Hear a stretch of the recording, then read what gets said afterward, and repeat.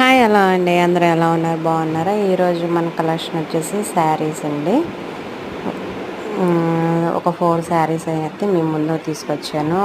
పట్టు saris, light weight పట్టు with blouses వచ్చేసి వర్క్ చేయించున్నాము. ఇప్పటివి కావండి, ఎప్పటియో అది ఒకసారి మీకు చూపిద్దామని చెప్పేసి మీకు అలా చూపిస్తున్నాను.